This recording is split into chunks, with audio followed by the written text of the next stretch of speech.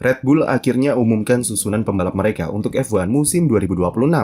Isaac Hadjar dipastikan promosi ke tim utama dan jadi rekan setim Max Verstappen tahun depan, mengakhiri berbagai spekulasi soal masa depannya sekaligus memulai petualangan baru sebagai pembalap di tim papan atas.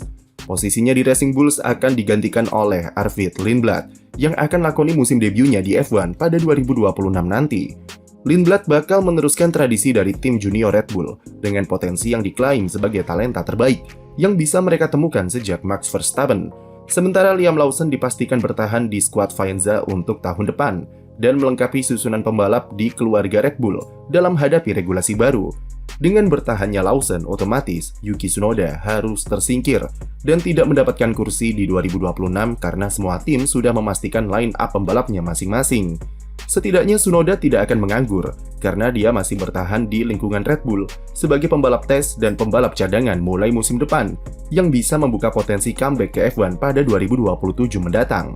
Keputusan terkait line-up 2026 kabarnya terpaksa dipercepat oleh Red Bull untuk menghindari fokus yang terpecah dengan Max Verstappen yang masih punya peluang untuk rebut gelar juara dunia pada balapan pamungkas di GP Abu Dhabi. Tepat setelah GP Qatar berlangsung, rapat terbatas antara Lauren Mekies, Helmut Marko, Oliver Mintzlaff selaku Direktur Bidang Olahraga Red Bull, serta beberapa petinggi tim lainnya. Dan hasilnya adalah mereka yakin promosikan Hadjar ke tim utama plus berikan Lindblad kesempatan secepat mungkin untuk debut F1. Naiknya Hadjar ke Red Bull bukanlah hal yang mengejutkan, karena rumornya sudah ada sejak lama, dan bahkan sebelum dia dapatkan podium di Zandvoort. Pembicaraan soal peluang pembalap Prancis ini jadi rekan setim Verstappen sudah muncul.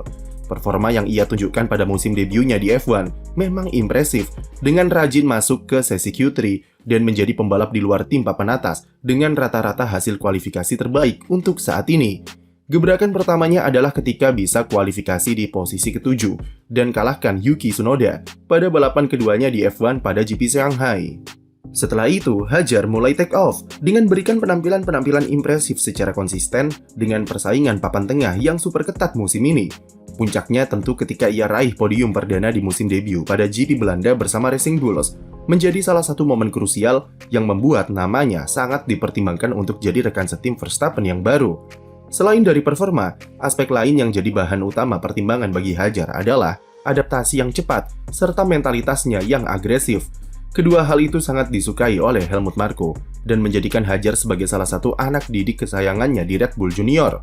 Hadjar dianggap memiliki salah satu kemampuan spesial yang mirip seperti Verstappen, yaitu dia tidak butuh waktu lama untuk beradaptasi terhadap kondisi sirkuit atau kondisi mobil yang berbeda. Begitu masuk sesi latihan bebas pembuka, Hadjar hanya butuh 1 atau 2 lap saja untuk langsung klik dengan mobilnya dan seketika tampil cepat di sirkuit. Memang ini dibantu juga dengan karakteristik mobil Racing Bulls yang lebih generik dan ramah terhadap semua gaya driving style. Namun cepatnya dia beradaptasi dengan waktu yang sangat singkat, menandakan feeling Hadjar terhadap handling mobil sangatlah sensitif.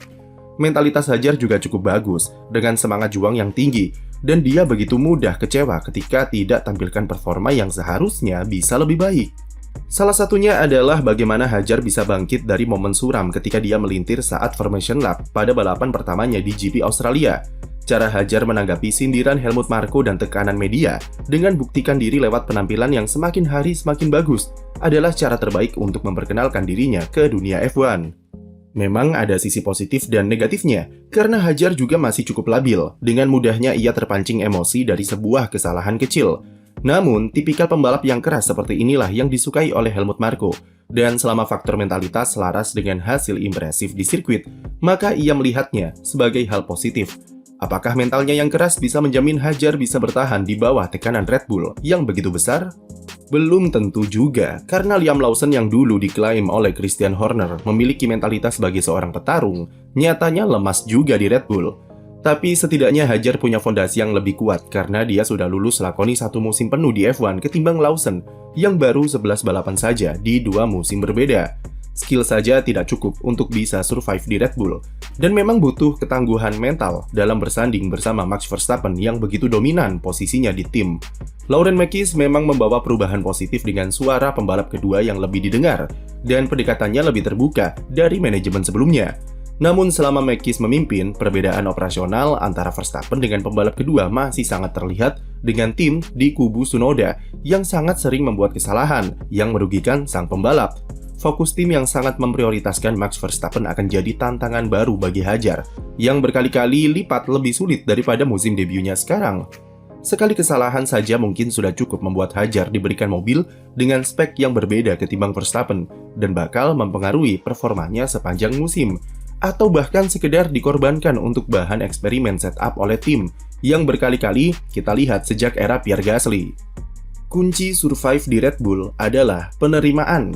Menerima jika dia bersanding dengan seorang pembalap yang skillnya anomali dan fokus supaya tidak jauh-jauh darinya, serta bantu tim raih poin maksimal di setiap balapan adalah tips yang sangat berguna bagi Hadjar jika dia ingin bertahan secara jangka panjang. Begitu Hadjar mulai berpikir kalau dia bisa mengalahkan Verstappen, disitulah dia akan berusaha menandinginya dan rentan buat kesalahan-kesalahan sendiri. Dua kesalahan itu paling tidak bisa dihindari oleh Hadjar supaya lebih membumi dan fokus ke hal-hal sederhana untuk meringankan beban dari ekspektasinya sendiri ataupun ekspektasi publik. Keputusan Red Bull dalam berikan Arvid Lindblad debut musim depan juga bukan sebuah kejutan, karena sejak awal niat mereka memang secepatnya berikan Lindblad kesempatan di F1. Lindblad kabarnya direkomendasikan kepada Helmut Marko oleh Jos Verstappen karena dia merintis karirnya di karting di tim yang sama seperti putranya dulu dan langsung diterima sebagai pembalap akademi ketika memulai karir di Formula Single Seater. Helmut Marko jatuh hati terhadap pembalap berpaspor Inggris ini dengan performa impresifnya di Formula 3. Pada balapan pertamanya sebagai debutan, Lindblad langsung menang sprint race dan jadi pembalap termuda yang menang balapan di F3 dengan usianya yang masih 16 tahun. Puncaknya ketika Lindblad kembali pecahkan rekor dengan jadi pembalap pertama yang sapu bersih semua kemenangan dalam satu akhir pekan di F3 pada GP Inggris. Sejak itu niat Helmut Marko sudah sangat bulat untuk segera berikan Lindblad kesempatan di F1. Apalagi melihat Mercedes yang menemukan Kimi Antonelli, otomatis buat Helmut makin terobsesi dengan Lindblad. Penampilannya di F2 memang tidak terlalu mengesankan meskipun ia mampu buat rekor lagi dengan jadi pembalap termuda yang menang di ajang tersebut. Memasuki pertengahan musim, Lindblad lakukan banyak kesalahan sendiri dan cuma duduk di posisi 6 sementara. Tapi itu tak hentikan niat Helmut Marko terhadap proyeksi cerah dari pembalap berdarah campuran Swiss serta India itu, dengan melobi FIA agar memberikan pengecualian poin super license mengingat usianya yang masih 17 tahun. FIA mengabulkan permintaan Red Bull dan Lindblad diberikan super license untuk bisa turun ke sesi resmi dengan mobil F1. Tahun ini dia turun 2 kali bersama Red Bull dalam sesi FP1 dan keduanya berjalan mulus tanpa hambatan apapun. Debut Lindblad musim depan memiliki resiko yang kurang lebih serupa seperti debut Kimi Antonelli dengan usianya yang masih sangat muda dan tekanan besar di F1. Debut di Racing Bull setidaknya ekspektasi publik tidak akan sebesar Antonelli yang debut bersama Mercedes dengan harapan besar untuk langsung naik podium bahkan raih kemenangan. Namun, performa Isaac Hadjar yang sangat impresif dan cepat beradaptasi sampai raih podium sudah pasti akan membayang-bayangi musim pertama Lindblad di F1. Karena itu ibaratnya seperti standar baru yang sudah diberikan. Tapi Lindblad ataupun Red Bull seharusnya jangan berpatokan terhadap debut Hadjar serta Antonelli musim ini sebagai penilaian, karena mau bagaimanapun 2026 adalah regulasi baru yang entah seperti apa peta persaingannya. Tahun depan dia masih 18 tahun dan butuh sangat banyak waktu serta pengalaman untuk bisa tampil konsisten di F1 dengan segala kerumitannya. Langkah tim pertahankan Liam Lawson merupakan keputusan logis, mengingat performanya relatif oke dan mampu bangkit dari momen-momen suram setelah didepak Red Bull.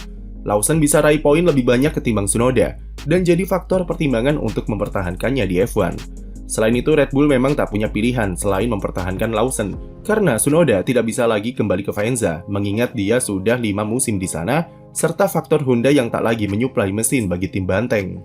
Lawson juga bisa menjadi benchmark yang ideal bagi Lindblad untuk menilai seberapa cepat proses adaptasi serta perkembangannya di F1. Jadi apa pendapatmu soal line up Red Bull musim depan? Tulis di komentar dan jangan lupa beri like dan subscribe untuk konten F1 lainnya.